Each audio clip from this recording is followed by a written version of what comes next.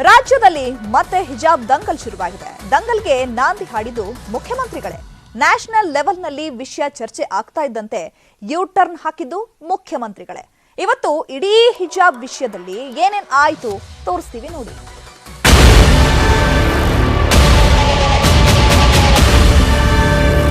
ಹಿಜಾಬ್ ಅದು ವಾಪಸ್ ತಗೊಂಡ್ಬಿಡ್ತೀವಿ. ಏನು ಹಿಜಾಬ್ ಇಲ್ಲ ಈಗ. ನೋ ಹಿಜಾಬ್. ಮುಖ್ಯಮಂತ್ರಿ ಸಿದ್ದರಾಮಯ್ಯನವರು ಹುಚ್ಚುದರೆ ಆಗ್ಬಿಟ್ಟಿದ್ದಾರೆ. ಟಿಪ್ಪು ಪಾರ್ಟ್ 2. ಹಿಜಾಬ್ ಹಿಜಾಬ್ ಹಿಜಾಬ್. ನಿನ್ನೆ ಸಿದ್ದರಾಮಯ್ಯ ಹಚ್ಚಿದ ಹಿಜಾಬ್ ಬೆಂಕಿ ಇವತ್ತು ರಾಷ್ಟ್ರ ಮಟ್ಟದಲ್ಲಿ ಕಾಡ್ಗಿಚ್ಚಿನಂತೆ ಹಬ್ಬಿಕೊಂಡಿದೆ. ಮೊದಲು ನಿನ್ನೆ ಮೈಸೂರಲ್ಲಿ ಸಿದ್ದರಾಮಯ್ಯ ಹಿಜಾಬ್ ವಿಷಯದಲ್ಲಿ ಏನಂದ್ರೂ ಕೇಳಿಸ್ಕೊಳ್ಳಿ. ಹಿಜಾಬ್ ಅದು ವಾಪಸ್ ತಗೊಂಡ್ಬಿಡ್ತೀವಿ. ಏನು ಹಿಜಾಬ್ ಇಲ್ಲ ಈಗ. ನೋ ಹಿಜಾಬ್. ಹಿಜಾಬ್ ಹಾಕೊಂಡು ಹೋಗ್ಬೋದು ಈಗ. ಗೊತ್ತಾಯ್ತಾ? ಆದೇಶ ವಾಪಸ್ ತಗೊಳ್ಳಿ ಅಂತ ಹೇಳಿದ್ದೀನಿ ನಾನು.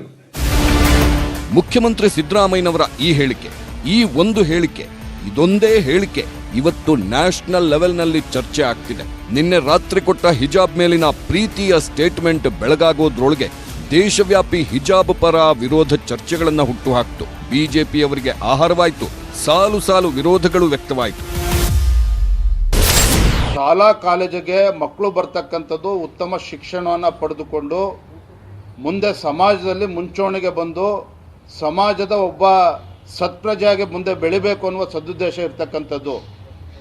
ಸಮವಸ್ತ್ರ ಅಂತಕ್ಕಂಥ ಉದ್ದೇಶ ಇಷ್ಟೇ ಇರ್ತಕ್ಕಂಥದ್ದು. ನಿಮ್ಮ ರೀತಿ ವಿಷಬೀಜವನ್ನು ಬಿತ್ತಕ್ಕಂಥ ಕೆಲಸ ಅಲ್ಲ. ರಾಜ್ಯದ ಉಚ್ಚ ನ್ಯಾಯಾಲಯದ ತೀರ್ಪುಗಳು ನಮ್ಮ ಕಣ್ಮುಂದೆ ಇದೆ. ದೇಶದ ಸರ್ವೋಚ್ಚ ನ್ಯಾಯಾಲಯದ ತೀರ್ಪು ಕೂಡ ನಮ್ಮ ಕಣ್ಮುಂದೆ ಇದೆ.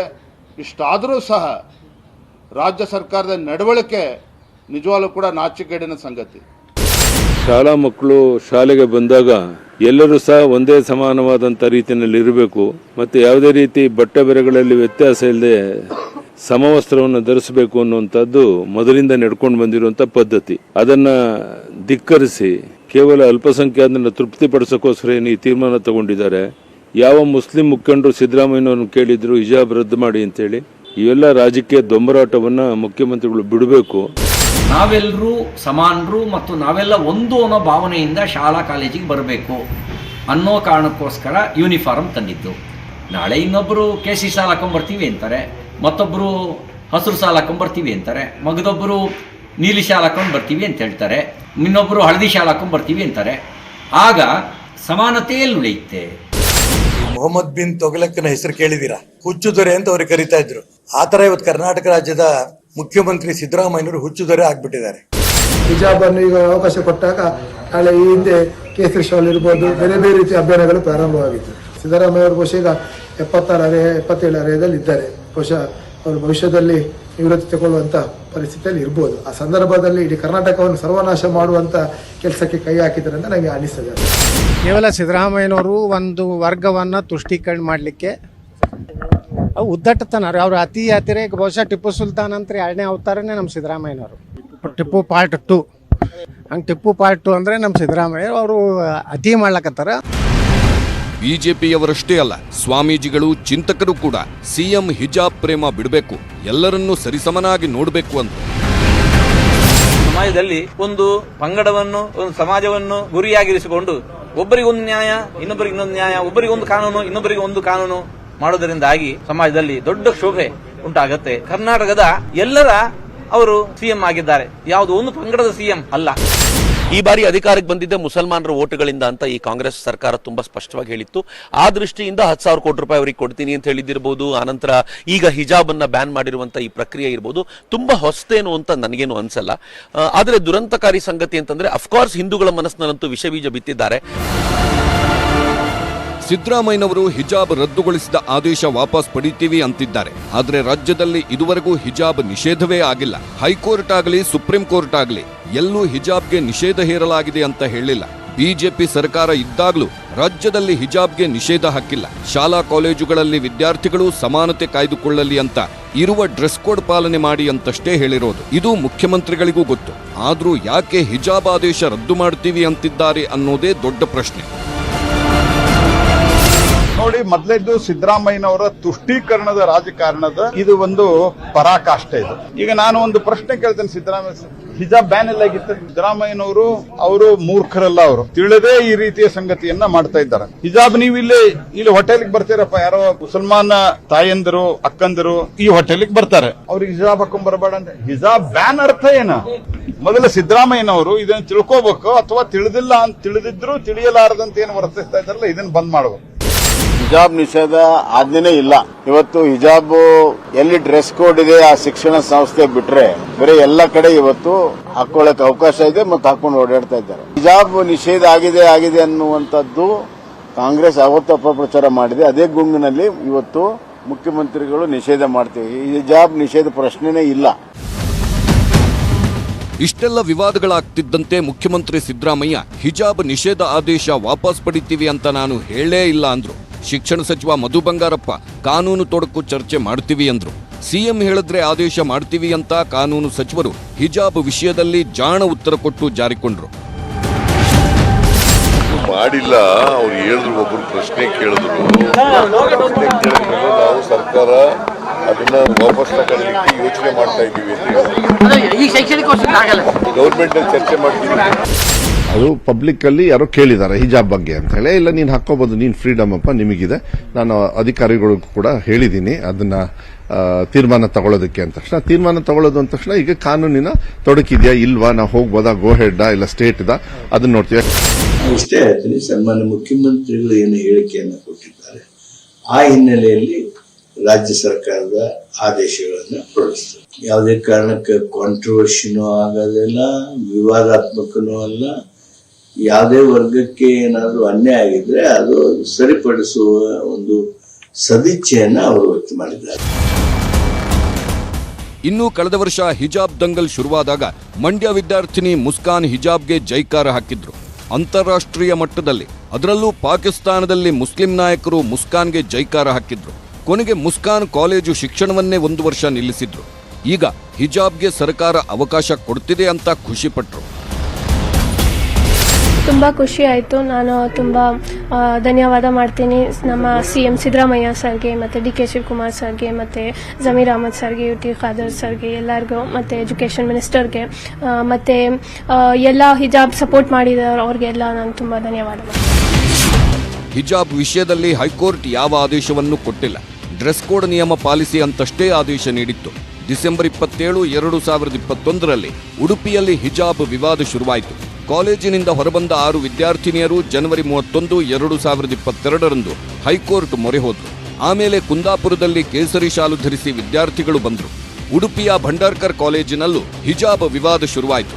ಆಮೇಲೆ ಯೂನಿಫಾರ್ಮ್ ಮಾತ್ರ ಧರಿಸಲು ಶಿಕ್ಷಣ ಇಲಾಖೆ ಆದೇಶ ನೀಡಿತ್ತು. ಕೊನೆಗೆ ಬಹುತೇಕ ಕಡೆ ಪ್ರತಿಭಟನೆಗಳಾದವು. ಸರ್ಕಾರ ಶಾಂತಿ ಕಾಪಾಡಲು ಮನವಿ ಮಾಡಿತ್ತು. ಕೊನೆಗೆ ಫೆಬ್ರವರಿ 25, 2022ರಂದು ಹೈಕೋರ್ಟ್ನಲ್ಲಿ ವಾದ ಪ್ರತಿವಾದ ಅಂತ್ಯವಾಯಿತು. 15 ಮಾರ್ಚ್ 2022 ಹಿಜಾಬ್ ಧರಿಸದಂತೆ ಡ್ರೆಸ್ ಕೋಡ್ ಪಾಲಿಸುವಂತೆ ಹೈಕೋರ್ಟ್ ಆದೇಶ ನೀಡಿತ್ತು. ಆಮೇಲೆ ಸುಪ್ರೀಂ ಕೋರ್ಟ್ಗೂ ಹೋಗಿದ್ರು. ಅಕ್ಟೋಬರ್ 13, 2022ರಂದು ಸುಪ್ರೀಂ ಕೋರ್ಟ್ನ ದ್ವಿಸದಸ್ಯ ಪೀಠದಲ್ಲಿ ಭಿನ್ನ ತೀರ್ಪು ಬಂದ ಮೇಲೆ ಜನವರಿ 23, 2023ರಂದು ಸುಪ್ರೀಂ ಕೋರ್ಟ್ನಲ್ಲಿ ತ್ರಿಸದಸ್ಯ ಪೀಠ ರಚನೆ ಪ್ರಸ್ತಾಪವಾಯಿತು. ಈಗಲೂ ಅಲ್ಲೇ ಇದೆ. ಈಗ ಸರ್ಕಾರಕ್ಕೆ ಈ ಆದೇಶ ಹಿಂಪಡೆಯುವ ಬಗ್ಗೆ ಅಧಿಕಾರ ಇದೆ, ಆದ್ರೆ ಸುಪ್ರೀಂ ಕೋರ್ಟ್ನವರು ಫೈನಲ್ ಏನು ತೀರ್ಮಾನ ಮಾಡಲಿಕ್ಕಿಲ್ಲ. ಯಾಕೆಂತ ಹೇಳಿದ್ರೆ ರಾಜ್ಯ ಸರ್ಕಾರವೇ ಆದೇಶ ಹಿಂದೆ ಪಡೆದ್ರಿಂದ ಸುಪ್ರೀಂ ಕೋರ್ಟ್ ಕೂಡ ಅದೇ ಅಭಿಪ್ರಾಯ ತೆಗೆದು ನಾವು ತೀರ್ಮಾನ ಮಾಡುವ ಅಗತ್ಯ ಇಲ್ಲ, so it is not necessary to question ಅಂತ ಡಿಸ್ಮಿಸ್ ಮಾಡಬಹುದು. ಸರ್ಕಾರ ಡ್ರೆಸ್ ಕೋಡ್ ಆದೇಶವನ್ನೇ ವಾಪಸ್ ಪಡೆಯಬೇಕು, ಹಿಜಾಬ್ ಧರಿಸಿ ಅಂತ ನೇರವಾಗಿ ಹೇಳೋಕ್ಕಾಗ್ತಿಲ್ಲ. ಒಂದು ವೇಳೆ ಹೇಳಿದ್ದೇ ಆದ್ರೆ ಎಲ್ಲಾ ಧರ್ಮದವರು ಪ್ರಶ್ನೆ ಮಾಡ್ತಾರೆ. ಹಾಗಾಗಿ ಎಚ್ಚರಿಕೆಯ ಹೆಜ್ಜೆ ಇಡಬೇಕಿದೆ. Bureau report, news 18. ದಾವಣಗೆರೆಯಲ್ಲಿ ವೀರಶೈವ ಲಿಂಗಾಯತರು ರಣಕಹಳೆ ಮೊಳಗಿಸಿದ್ದಾರೆ. ಪ್ರತ್ಯೇಕ ಧರ್ಮ ವಿಚಾರ, OBCಗೆ ಲಿಂಗಾಯತ ಸೇರ್ಪಡೆ, ಜಾತಿಗಣತಿ ವರದಿ ಪ್ರಸ್ತಾಪನೂ ಆಯಿತು. ಎಲ್ಲಕ್ಕಿಂತ ಹೆಚ್ಚಾಗಿ ನೇರವಾಗಿ ಸರ್ಕಾರಕ್ಕೆ ಲಿಂಗಾಯತ ಸಮುದಾಯ ಸವಾಲ್ ಹಾಕಿದೆ. ಆ ಕುರಿತ ಕಂಪ್ಲೀಟ್ ವರದಿ ನಿಮ್ಮ ಮುಂದೆ.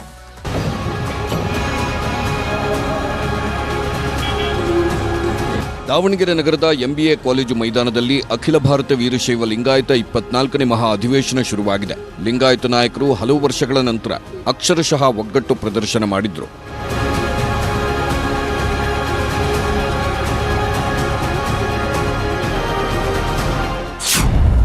ಲಿಂಗಾಯತರ ಒಗ್ಗಟ್ಟು ಒಡೆದರೆ ಹುಷಾರ್ ಹುಷಾರ್. ಜಾತಿಗಣತಿಯನ್ನ ಹೊಸದಾಗಿ ಮಾಡಿಸಬೇಕು, ಎಚ್ಚರ. ಸಿದ್ದರಾಮಯ್ಯ ಹೆಸರೇಳದೆ ಸ್ವಾಮೀಜಿಗಳ ವಾರ್ನಿಂಗ್. ದಾವಣಗೆರೆಯಲ್ಲಿ ವೀರಶೈವ ಲಿಂಗಾಯತ ಮಹಾ ಅಧಿವೇಶನದಲ್ಲಿ ಮೊಳಗಿದ ಮಾತುಗಳಿವು. 2018ರಲ್ಲಿ ವೀರಶೈವ ಲಿಂಗಾಯತರನ್ನೇ ಒಡೆದು ಆಳಲು ಹೋಗಿ ಮನೆ ಸೇರಿದ್ರು ಅಂತ ಗುಡುಗಿದ್ರು. ಈಗ ಜಾತಿಗಣತಿ ಹೆಸರಲ್ಲಿ ವೀರಶೈವ ಲಿಂಗಾಯತರನ್ನ ಕಡೆಗಣನೆ ಅಂತ ಸಿಟ್ಟಾದ್ರು. ನಮ್ಮ ಸಮಾಜದ ಜೊತೆ ಚೆಲ್ಲಾಟ ಆಡಬೇಡಿ ಅಂತಾನೂ ಎಚ್ಚರಿಕೆ ಕೊಟ್ರು. ಜೊತೆಗೆ ಸ್ವಾರ್ಥ ಬಿಡಿ ಅಂತಾನು ಸಂದೇಶ ಕೊಟ್ಟರು ಸ್ವಾಮೀಜಿಗಳು. ನಮ್ಮ ಸಮಾಜ ಎಷ್ಟಿದ್ದಾರೆ ಅಂತ ಅನ್ನೋದನ್ನು ಲೆಕ್ಕ ಹಿಡಿಬೇಕು ಅಂತ ಅನ್ನೋದು ಸಿದ್ಧಗಂಗಾ ಶಿವಕುಮಾರ್ ಅವತ್ತು ಹೇಳಿದರು.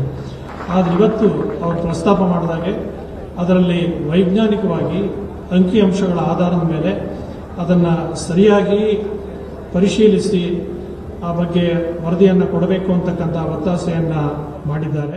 ಸರ್ಕಾರ ಈ ಸಮಾಜವನ್ನು ಕಡೆಗಣಿಸಬಾರದು, ಈ ಸಮುದಾಯವನ್ನು ಕಡೆಗಣಿಸಬಾರದು. ಅಷ್ಟೇ ಅಲ್ಲ, ಈ ಸಮುದಾಯದ ಒಗ್ಗಟ್ಟಿನ ಜೊತೆಗೆ ಚೆಲ್ಲಾಟ ಆಡಬಾರದು ಅನ್ನುವಂಥ ಎಚ್ಚರಿಕೆಯನ್ನು ಕೂಡ ನಾವು ಕೊಡ್ಲಿಕ್ಕೆ ಬಯಸ್ತೀವಿ. ವೀರಶೈವರ ಶತ್ರುಗಳು ಯಾರು ಅಂದ್ರೆ ವೀರಶೈವರೇ, ಲಿಂಗಾಯತರ ಶತ್ರುಗಳು ಯಾರು ಅಂದ್ರೆ ಲಿಂಗಾಯತರೇನೆ. ಇದು ನೀವು ಮೊದಲು ತಿಳ್ಕೋಬೇಕು. ಎಲ್ಲರೂ ತಮ್ಮ ಸ್ವಾರ್ಥವನ್ನು ಬದಿಗಿಟ್ಟು ಎಲ್ಲ ಒಂದೇ ಏನೋ ಒಂದು ಭಾವನೆಯನ್ನು ಇಟ್ಕೊಂಡು ಮಾಡಿದರೆ ಆಗ ಸಮಾಜ ಸಂಘಟನೆ ಆಗುತ್ತೆ. ಸ್ವಾಮೀಜಿಗಳ ಬೆನ್ನಲ್ಲೇ ವೀರಶೈವ ಮಹಾಸಭಾ ಉಪಾಧ್ಯಕ್ಷ ಅಣಬೇರು ರಾಜಣ್ಣ ಸಿದ್ದರಾಮಯ್ಯ ಸರ್ಕಾರದ ಮೇಲೆ ಹರಿಹಾಯ್ದ್ರು. ಇನ್ನು ಕೇಂದ್ರದಲ್ಲಿ ಲಿಂಗಾಯತರಿಗೆ 27% ಒಬಿಸಿ ಕೋಟದಲ್ಲಿ ಮೀಸಲಾತಿ ಸಿಗಬೇಕು ಅಂದಿದ್ದು ಈಶ್ವರ್ ಖಂಡ್ರೆ. ಕಳೆದ 7-8 ವರ್ಷ ಕೆಳಗೆ ದೊಡ್ಡ ಗೊಂದಲ ಉಂಟಾಯಿತು. ವೀರಶೈವನ ಅಥವಾ ಲಿಂಗಾಯತ? ಆವಾಗ ಶಿವಶಂಕರಪ್ಪರು ಒಂದೇ ಮಾತು ಹೇಳಿದರು, ಇಡೀ ವೀರಶೈವ ಲಿಂಗಾಯತ ಒಂದೇ. ಅದನ್ನ ಗಟ್ಟಿಯಾಗಿ ಇಡೀ ನಾಡಿನಾದ್ಯಂತ ದೊಡ್ಡ ಮಟ್ಟದಲ್ಲಿ ಸಾರಿದ್ರು. ಅಭಿವೃದ್ಧಿ ಹೊಂದಿದಂತಹ ಸಮುದಾಯಗಳು ಒಬಿಸಿ ಪಟ್ಟಿಯಲ್ಲಿ ಇದ್ದಾವೆ.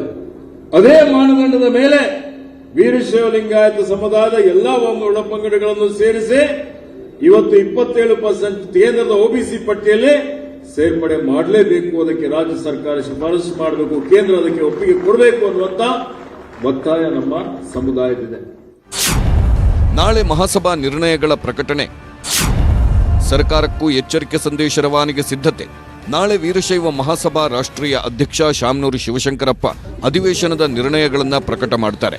ಇದರಲ್ಲಿ ಪ್ರಮುಖವಾಗಿ ವೀರಶೈವ ಲಿಂಗಾಯತರ ಜನಸಂಖ್ಯೆ ಎಷ್ಟಿದೆ, ರಾಜಕೀಯ ಮೀಸಲಾತಿ, ಶಿಕ್ಷಣ ಮೀಸಲಾತಿ, ಈಗಿನ ಜಾತಿಗಣತಿ ತಿರಸ್ಕರಿಸುವ ಅಂಶಗಳೂ ಇರಲಿವೆ ಅನ್ನೋದು ಗೊತ್ತಾಗಿದೆ. ಸಂಜಯ್ ಜೊತೆ ಶಿವಪ್ರಸಾದ್, ನ್ಯೂಸ್ 18 ದಾವಣಗೆರೆ. ರಾಜ್ಯದಲ್ಲಿ ಒಂದ್ ಕಡೆ ಧರ್ಮದಂಗಲ್, ಮತ್ತೊಂದ್ ಕಡೆ ಜಾತಿ ಸಮರ ನಡೀತಾ ಇದೆ. ಆದ್ರೆ ದೇಶದ ಗಡಿಯಲ್ಲಿ ಸೈನಿಕರು ನಮ್ಮ ರಕ್ಷಣೆಗಾಗಿ ಉಗ್ರರ ಜೊತೆ ಸಮರ ನಡೆಸುತ್ತಿದ್ದಾರೆ. ಕಾಶ್ಮೀರದಲ್ಲಿ ಸೈನಿಕರ ಸಾವಿಗೆ ಪ್ರತೀಕಾರ ತೀರಿಸಿಕೊಳ್ತಾ ಇದ್ದು ಉಗ್ರರ ಬಿಲ್ಲಗಳನ್ನ ಹುಡುಕಿ ಮುಚ್ಚಿ ಹಾಕ್ತಿದ್ದಾರೆ ಯೋಧರು. ಆ ಬಗ್ಗೆ ಸಮಗ್ರ ವರದಿ ಇಲ್ಲಿದೆ ನೋಡಿ.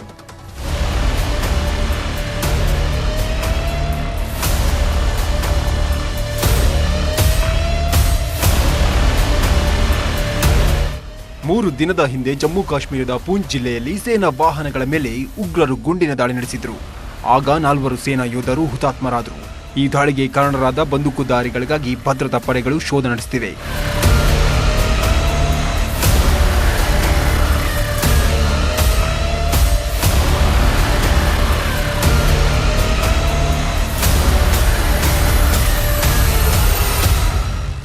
ಜಮ್ಮುವಿನ ಕೌರಾ ಸ್ಟ್ರೈಕರ್ನಲ್ಲಿ ಶಸ್ತ್ರಾಸ್ತ್ರ ಹೊತ್ತು ಪಾಕಿಸ್ತಾನದ ಕಡೆಯಿಂದ ಭಾರತದ ಗಡಿಯೊಳಗೆ ನುಸುಳುತ್ತಿದ್ದ 4 ಭಯೋತ್ಪಾದಕರ ಪ್ರಯತ್ನಕ್ಕೆ ಭದ್ರತಾ ಪಡೆ ತಡೆಯೊಡ್ಡಿದೆ.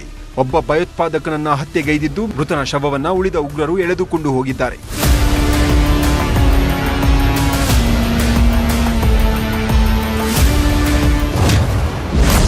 ಕಾಶ್ಮೀರದ ಕಾಡಿಗೆ ಬೆಂಕಿ ಹಚ್ಚಲು ಉಗ್ರರ ಹುನ್ನಾರ.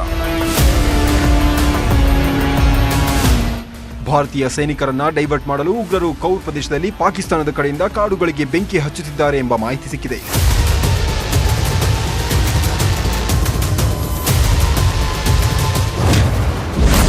ಉಗ್ರರ ಒಳನುಸುಳುವಿಕೆ ಮೇಲೆ ಯೋಧರು ಹದ್ದಿನ ಕಣ್ಣಿಟ್ಟು ಉಗ್ರರ ಬಿಲಗಳನ್ನೇ ಹುಡುಕ್ತಿದ್ದಾರೆ. ಜೊತೆಗೆ ಹೆಲಿಕಾಪ್ಟರ್ಗಳು ಕಣ್ಗಾವಲು ಸಾಧನಗಳ ಮೂಲಕ ಭಯೋತ್ಪಾದಕರನ್ನ ಪತ್ತೆ ಮಾಡೋ ಕೆಲಸ ನಡೆದಿದೆ. ಆದರೆ ಭಾರತೀಯ ಯೋಧರ ಕಣ್ತಪ್ಪಿಸಲು ಅರಣ್ಯಕ್ಕೆ ಬೆಂಕಿ ಇಡುವ ಕೆಲಸವನ್ನ ಉಗ್ರರು ಮಾಡ್ತಿದ್ದಾರೆ. ಪಾಕ್ ಕಡೆಯಿಂದ ಬೆಂಕಿ ಹಚ್ಚುತ್ತಾ ಉಗ್ರರು ಒಳಗಿನುಸುಳುವ ಕೆಲಸ ಮಾಡ್ತಿದ್ದಾರೆ. ಸೈನಿಕರು ಬೆಂಕಿಯ ಕಡೆ ಡೈವರ್ಟ್ ಮಾಡಿ ಗಡಿಯೊಳಗೆ ನುಗ್ಗುತ್ತಿರುವ ಬಗ್ಗೆ ಸೇನೆಗೆ ಖಚಿತ ಮಾಹಿತಿ ಸಿಕ್ಕಿದೆ. ಉಗ್ರರ ಸಂಚು ಪತ್ತೆ ಆಗ್ತಿದ್ದಂತೆ ಭದ್ರತಾ ಪಡೆ ಮತ್ತಷ್ಟು ಅಲರ್ಟ್ ಆಗಿದೆ. ಇನ್ನು ಪಾಕ್ ಉಗ್ರರ ದಾಳಿಯ ಬಗ್ಗೆ ವಿದೇಶಾಂಗ ಸಚಿವ ಎಸ್ ಜೈಶಂಕರ್ ಕಿಡಿಕಾರಿದ್ದಾರೆ. Terrorism started at the moment of our independence when so-called raiders came from across Pakistan. What has changed in this country today, I think, is, and I particularly, think the Mumbai 26/11 to me was the tipping point. If somebody, is practicing cross-border terrorism, you must respond. You must, extract. I don't think that's it's not just the mood of the nation. I don't think it makes sense. I don't think it makes strategic sense. ಯೋಧರನ್ನ ಕೊಂದವರ ಹತ್ಯೆಗಾಗಿ Poonch, Rajouri ಸೇರಿದಂತೆ ಬೆಟ್ಟ ಗುಡ್ಡಗಳ ನಡುವೆ ಭಾರತೀಯ ಸೈನಿಕರು ತೀವ್ರ ಶೋಧ ನಡೆಸುತ್ತಿದ್ದಾರೆ.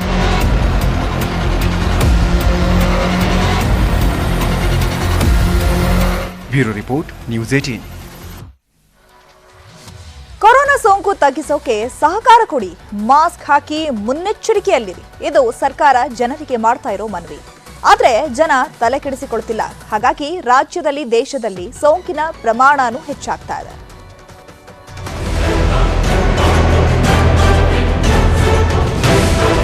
ಕರ್ನಾಟಕದಲ್ಲಿ ಹೆಮ್ಮಾರಿ ಕೊರೋನಾ ಬಹುಬೇಗನೆ ಹರಡುತ್ತಿದೆ. ಟೆಸ್ಟಿಂಗ್ ಪ್ರಮಾಣ ಹೆಚ್ಚಾಗ್ತಿದ್ದಂತೆ ಸೋಂಕಿತರ ಸಂಖ್ಯೆಯೂ ಹೆಚ್ಚಾಗ್ತಿದೆ. ಜ್ವರ, ಶೀತ, ಕಫ ಸಮಸ್ಯೆಯಿಂದ ಬಳಲುತ್ತಿದ್ದವರಿಗೆ ಕೊರೋನಾ ಪಾಸಿಟಿವ್ ಬರ್ತಿದೆ. ಸರ್ಕಾರ ಕೂಡ ಬಸ್ ನಿಲ್ದಾಣ, ರೈಲ್ವೆ ನಿಲ್ದಾಣಗಳಲ್ಲಿ ಕೊರೋನಾ ಟೆಸ್ಟ್ ಮಾಡ್ತಿದೆ. ಇದರಿಂದ ಸೋಂಕಿತರ ಸಂಖ್ಯೆಯೂ ಹೆಚ್ಚಾಗ್ತಿದೆ.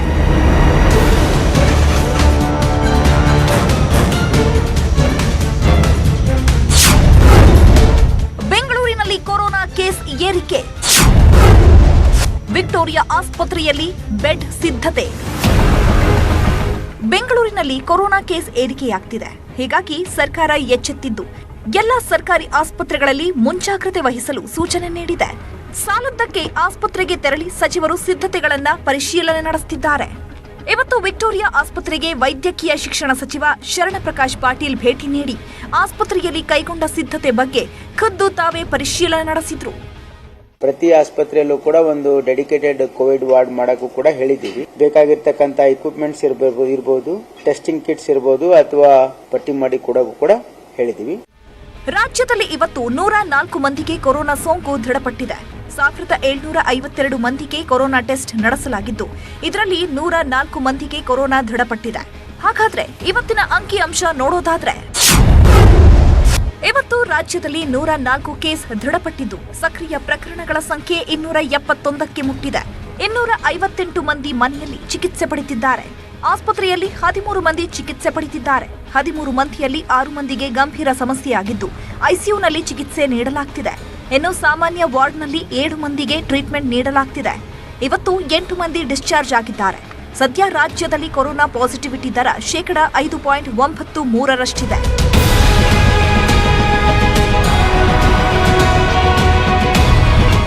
ಕರುನಾಡ ಜನರನ್ನ ಕಂಗೆಡಿಸುತ್ತಿರುವ ಹೆಮ್ಮಾರಿ ಕೊರೋನಾಗೆ ಗದಗ ಜಿಮ್ಸ್ ಆಸ್ಪತ್ರೆ ಅಲರ್ಟ್ ಆಗಿದೆ.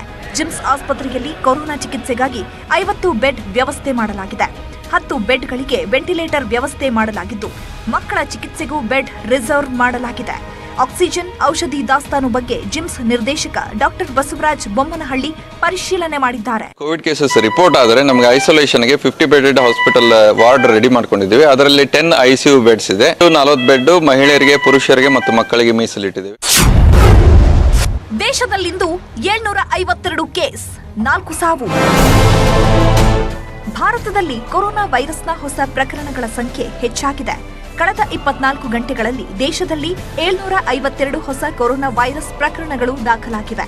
ಇದು ಈ ವರ್ಷದ ಮೇ ನಂತರದ ಅತಿ ಹೆಚ್ಚು. ಕೊರೋನಾ ಸೋಂಕಿಗೆ ದೇಶದಲ್ಲಿ 4 ಮೃತಪಟ್ಟಿದ್ದಾರೆ.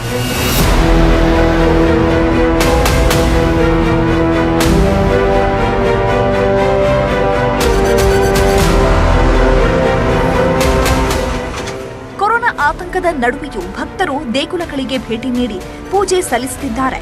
ಕೊರೋನಾ ಇರೋದ್ರಿಂದ ಏಕಾದಶಿಯ ಸಂಭ್ರಮದ ಜೊತೆಗೆ ಮುನ್ನೆಚ್ಚರಿಕಾ ಕ್ರಮಗಳನ್ನ ಪಾಲಿಸಲಾಗ್ತಿದೆ. ಆದ್ರೆ ಜನ ತಲೆಕೆಡಿಸಿಕೊಳ್ತಿಲ್ಲ. ಮಾಸ್ಕ್ ಹಾಕೋದಕ್ಕೂ ಹಿಂದೆ ಮುಂದೆ ನೋಡ್ತಿದ್ದಾರೆ. Bureau report, news 18. ಲೋಕಸಭೆ ಚುನಾವಣೆ ಹತ್ತಿರ ಆಗ್ತಾ ಇದೆ. 2-3 ತಿಂಗಳಲ್ಲಿ ಹೆಚ್ಚು ಕಮ್ಮಿ ಚುನಾವಣೆಗೆ ದಿನಾಂಕ ಫಿಕ್ಸ್ ಆಗಲಿದೆ. ಹಾಗಾಗಿ ಎಲೆಕ್ಷನ್ ಗೆಲ್ಲೋಕೆ ಆ ಕಡೆ ಮೋದಿ ಪಡೆ, ಈ ಕಡೆ ಖರ್ಗೆ ಪಡೆ ರಣತಂತ್ರ ರೂಪಿಸ್ತಾ ಇದೆ. ಆ ಕುರಿತ ಕಂಪ್ಲೀಟ್ ರಿಪೋರ್ಟ್ ತೋರಿಸ್ತೀವಿ ನೋಡಿ.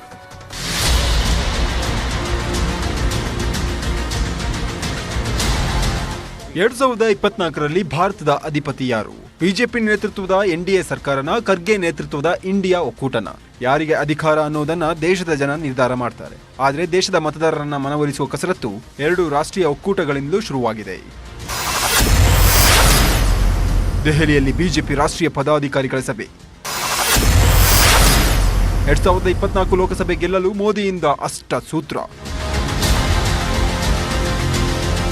ಮುಂಬರುವ ಲೋಕಸಭೆ ಚುನಾವಣೆ ಸಿದ್ಧತೆಗೆ ಬಿಜೆಪಿ ಅಡಿಗಲ್ಲು ಇಟ್ಟಿದೆ. ದೆಹಲಿಯಲ್ಲಿ ನಿನ್ನೆಯಿಂದಲೇ ಬಿಜೆಪಿ ಪದಾಧಿಕಾರಿಗಳ ಸಭೆ ಶುರುವಾಗಿದೆ. ಖುದ್ದು ಪ್ರಧಾನಿ ಮೋದಿ ಅವರೇ ಬಿಜೆಪಿ ಪದಾಧಿಕಾರಿಗಳ ಸಭೆಯನ್ನು ಉದ್ಘಾಟಿಸಿದ್ರು. ಎಲ್ಲಾ ರಾಜ್ಯಗಳ ಎಲ್ಲ ಪ್ರಮುಖ ಪದಾಧಿಕಾರಿಗಳು ರಾಜ್ಯಾಧ್ಯಕ್ಷರಿಗೆ ಮೋದಿ 2024ರ ಗೆಲುವಿಗೆ ಅಷ್ಟ ಸೂತ್ರಗಳನ್ನು ನೀಡಿದ್ದಾರೆ. ಲೋಕಸಭೆ 2024 ಗೆಲುವೊಂದೇ ಎಲ್ಲರ ಗುರಿಯಾಗಲಿ. ಬೂತ್ ಮಟ್ಟದಿಂದ ಕಾರ್ಯಕರ್ತರನ್ನ ಹುರಿದುಂಬಿಸಿ ಮನೆ ಮನೆ ಪ್ರಚಾರ, ಸಾಮಾಜಿಕ ಜಾಲತಾಣಗಳ ಬಳಕೆ ಹೆಚ್ಚಾಗಲಿ. ಕೇಂದ್ರದ ಯೋಜನೆಗಳನ್ನ ಜನರ ಮನೆ ಮನಗಳಿಗೆ ಮುಟ್ಟಿಸಿ, ಬಡವರಿಗೆ, ಯುವಕರಿಗೆ, ರೈತರಿಗೆ, ಮಹಿಳೆಯರಿಗೆ ತಲುಪಿಸಿ. ಯೋಜನೆ ಜನರಿಗೆ ತಲುಪಿದರೆ ಮತದಾರರು ನಮ್ಮ ಕೈಬಿಡಲ್ಲ. ವಿಕಸಿತ್ ಭಾರತ್ ಸಂಕಲ್ಪದ ಉದ್ದೇಶವೇ ಜನರಿಗಾಗಿ, ಪಕ್ಷಕ್ಕಾಗಿ. ವಿಪಕ್ಷಗಳ ನಕಾರಾತ್ಮಕತೆಗೆ ಸಕಾರಾತ್ಮಕ ಉತ್ತರ ಕೊಡಿ, ವಿವಾದ ಬೇಡ. ಇದು ಬಿಜೆಪಿ ರಾಜ್ಯ ನಾಯಕರುಗಳಿಗೆ ಪ್ರಧಾನಿ ಮೋದಿ ಕೊಟ್ಟಿರುವ ಸಂದೇಶ. ಇವತ್ತು ಅಮಿತ್ ಶಾ ಕೂಡ ಪದಾಧಿಕಾರಿಗಳ ಸಭೆಯಲ್ಲಿ ಪಕ್ಷ ಸಂಘಟನೆ ಬಗ್ಗೆ ಸಾಕಷ್ಟು ಸಲಹೆಗಳನ್ನು ಕೊಟ್ಟಿದ್ದಾರೆ. ಇಂಡಿಯಾ ಕೂಟದಿಂದಲೂ ಲೋಕ ಗೆಲ್ಲಲು ರಣತಂತ್ರ. ಮಲ್ಲಿಕಾರ್ಜುನ ಖರ್ಗೆ ನೇತೃತ್ವದಲ್ಲಿ ಮೊನ್ನೆಯಷ್ಟೇ ಕಾಂಗ್ರೆಸ್ ಕಮಿಟಿ ಸಭೆ ನಡೆದಿತ್ತು. 3 ದಿನದ ಹಿಂದೆ ಇಂಡಿಯಾ ಒಕ್ಕೂಟದ ಎಲ್ಲಾ ಪಕ್ಷಗಳ ಜೊತೆ ಸಭೆ ನಡೆಸಿ ಲೋಕಸಭೆ ಗೆಲುವಿಗೆ ರಣತಂತ್ರಗಳನ್ನ ಹೆಣೆದಿದ್ರು. ಈಗ ಕಾಂಗ್ರೆಸ್ ರಾಷ್ಟ್ರೀಯ ಚುನಾವಣಾ ಪ್ರಣಾಳಿಕೆ ಸಮಿತಿಯನ್ನ ನೇಮಕ ಮಾಡಿದೆ. ಇದರಲ್ಲಿ ಒಟ್ಟು 16 ಜನರಿಗೆ ಸ್ಥಾನ ನೀಡಲಾಗಿದ್ದು, ಕರ್ನಾಟಕದ ಸಿಎಂ ಸಿದ್ದರಾಮಯ್ಯಗೆ 3ನೇ ಸ್ಥಾನ ಸಿಕ್ಕಿದೆ. ಮಾಜಿ ವಿತ್ತ ಸಚಿವ ಚಿದಂಬರಂ ಅಧ್ಯಕ್ಷರಾಗಿದ್ದರೆ ಸಿಎಂ ಸಿದ್ದರಾಮಯ್ಯ ಸಮಿತಿಯ ಸದಸ್ಯರಾಗಿದ್ದಾರೆ. ಪ್ರಿಯಾಂಕ್ ಗಾಂಧಿ, ಜೈರಾಮ್ ರಮೇಶ್ ಸೇರಿ ಒಟ್ಟು 16 ಜನರಿಗೆ ಸಮಿತಿಯಲ್ಲಿ ಸ್ಥಾನ ನೀಡಲಾಗಿದೆ. ಹಾರ್ವರ್ಡ್ ವಿವಿಯಲ್ಲಿ ರಾಹುಲ್ ರಾಜಕೀಯ. ಹಾರ್ವರ್ಡ್ ವಿಶ್ವವಿದ್ಯಾಲಯದಲ್ಲಿ ಇವತ್ತು ವಿದ್ಯಾರ್ಥಿಗಳೊಂದಿಗೆ ರಾಹುಲ್ ಗಾಂಧಿ ಸಂವಾದ ನಡೆಸಿದ್ರು. ದೇಶ ವಿದೇಶಗಳ ವಿದ್ಯಾರ್ಥಿಗಳ ಜೊತೆ ರಾಜಕೀಯ ವಿಷಯಗಳನ್ನು ಪ್ರಮುಖವಾಗಿ ಚರ್ಚೆ ಮಾಡಿದ್ರು. If you want to do politics, you cannot use the same old rules that you were using before. It doesn't work. And so you have to do it with a completely new imagination and in a different manner. That was one thing I learned. Why the politician is dead is because he's not listening anymore. What people actually want is not somebody who just listens to them. What they want is a conversation. Modi ಸರ್ಕಾರಕ್ಕೆ ಅಯೋಧ್ಯೆ ರಾಮ ಮಂದಿರ ಹಿಂದುತ್ವ ಅಭಿವೃದ್ಧಿ ಮಂತ್ರಗಳು ಅಸ್ತ್ರವಾಗಿದೆ. India ಒಕ್ಕೂಟಕ್ಕೆ Modi ಸರ್ಕಾರ ನಕಾರಾತ್ಮಕ ಅಂಶಗಳು ಬ್ರಹ್ಮಾಸ್ತ್ರಗಳಾಗಿವೆ. ಆದರೆ ಜನ ಯಾರ ಮಾತಿಗೆ ಮನ್ನಣೆ ಕೊಡ್ತಾರೆ ಅನ್ನೋದರ ಮೇಲೆ ಎಲ್ಲರ ಭವಿಷ್ಯ, ದೇಶದ ಭವಿಷ್ಯ ನಿರ್ಧಾರ ಆಗುತ್ತೆ. Bureau report, news 18. ಖಲಿಸ್ತಾನಿಗಳು ಭಾರತದಲ್ಲಿ ಅಟ್ಟಹಾಸ ಮಾಡೋಕೆ ಪ್ರಯತ್ನ ಪಟ್ಟರೂ ಆಗಲಿಲ್ಲ. ಪಾಕಿಸ್ತಾನ ಉಗ್ರರ ಜೊತೆ ಸೇರಿ ಭೀಕರ ದಾಳಿಗೆ ಸ್ಕೆಚ್ ಹಾಕಿದ್ರೂ ಪ್ರಯೋಜನ ಆಗಲಿಲ್ಲ. ಈಗ ಅಮೆರಿಕಾದಲ್ಲಿ ಹಿಂದೂ ದೇಗುಲಗಳನ್ನ ವಿರೂಪಗೊಳಿಸಿದ್ದಾರೆ. ಏನಿದು ಖಲಿಸ್ತಾನಿ ಕಿರಿಕಿರಿ? ಬನ್ನಿ ನೋಡೋಣ. ಅಮೆರಿಕದಲ್ಲಿ ಖಲಿಸ್ತಾನಿಗಳಿಂದ ಹಿಂದೂ ದೇಗುಲ ವಿರೂಪ. ಸ್ವಾಮಿ ನಾರಾಯಣ ಮಂದಿರದ ಮೇಲೆ ಮೋದಿ ವಿರುದ್ಧ ಬರಹ.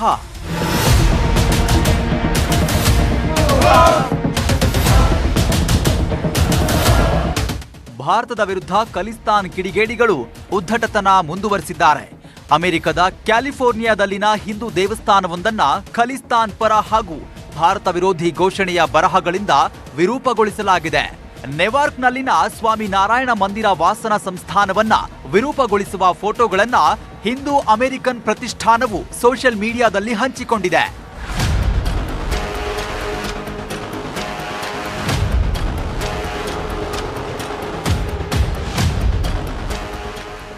ಭಾರತದ ವಿರುದ್ಧ ಖಲಿಸ್ತಾನ್ ಕೃತ್ಯಗಳು ಇದೇ ಮೊದಲಲ್ಲ. ಆಗಸ್ಟ್ನಲ್ಲಿ ಆಸ್ಟ್ರೇಲಿಯಾ ಹಾಗೂ ಕೆನಡಾದ ಸರ್ರೆಯಲ್ಲಿನ ದೇವಸ್ಥಾನದಲ್ಲಿ ವಿಧ್ವಂಸಕ ಕೃತ್ಯ ಎಸಗಿದ್ರು. ಕೆನಡಾ ಬಿಟ್ಟು ಭಾರತಕ್ಕೆ ತೊಲಗಿ ಎಂದೆಲ್ಲ ಕೆನಡಾ ಹಿಂದೂಗಳಿಗೆ ಬೆದರಿಕೆ ಹಾಕಲಾಗಿತ್ತು. ಇಷ್ಟೇ ಅಲ್ಲ, ನವೆಂಬರ್ 19ರಂದು ಏರ್ ಇಂಡಿಯಾದಲ್ಲಿ ಪ್ರಯಾಣಿಸಬೇಡಿ, ಜೀವಕ್ಕೆ ಅಪಾಯ ಇದೆ ಅಂತ ಸಿಖ್ ಪ್ರತ್ಯೇಕವಾದಿ ನಾಯಕ ಗುರು ಪತ್ವಂತ್ ಸಿಂಗ್ ಜೀವ ಬೆದರಿಕೆ ಹಾಕಿದ್ದ. ಇದರ ನಡುವೆ ಡಿಸೆಂಬರ್ 13ರಂದು ಭಾರತದ ಸಂಸತ್ ಮೇಲೆ ದಾಳಿ ಮಾಡ್ತೀನಿ ಅಂತ ಖಲಿಸ್ತಾನಿ ಉಗ್ರ ಗುರು ಪತ್ವಂತ್ ಪನ್ನೂನ್ ಹೇಳಿದ್ದ. ಕಾಕತಾಳೀಯ ಎಂಬಂತೆ ಅಂದು ಕಲಾಪ ನಡೆಯುವಾಗಲೇ ಸಂಸತ್ನಲ್ಲಿ ಕಲರ್ ಹೊಗೆ ಬಾಂಬ್ ದಾಳಿಯಾಗಿತ್ತು.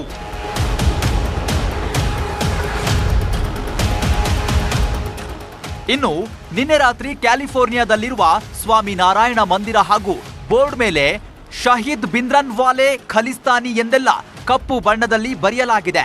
ಪ್ರಧಾನಿ ನರೇಂದ್ರ ಮೋದಿ ಬಗ್ಗೆಯೂ ಅವಹೇಳನಕಾರಿಯಾಗಿ ಗೀಚಲಾಗಿದೆ.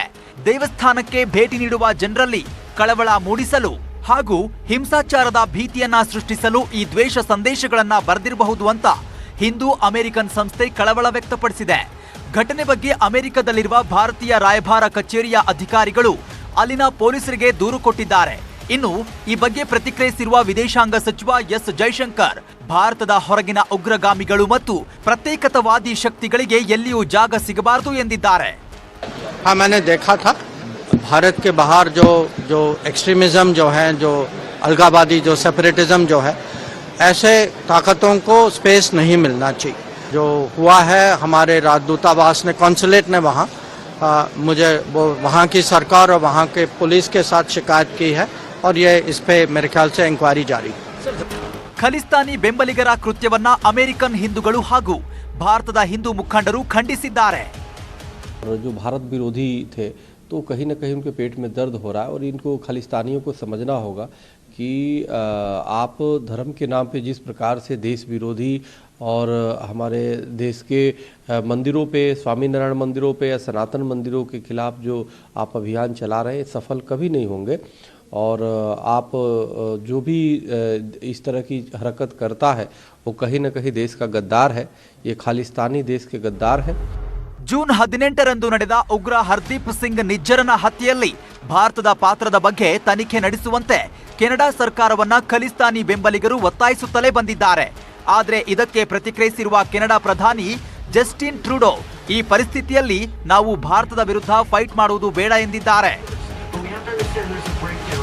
ಒಟ್ಟಲ್ಲಿ ಖಲಿಸ್ತಾನಿ ದುಷ್ಕರ್ಮಿಗಳು ಭಾರತವನ್ನ ಗುರಿಯಾಗಿಸಿಕೊಂಡು ಒಂದಲ್ಲ ಒಂದು ಕೃತ್ಯವನ್ನ ಎಸಗುತ್ತಲೇ ಬರ್ತಿದ್ದಾರೆ.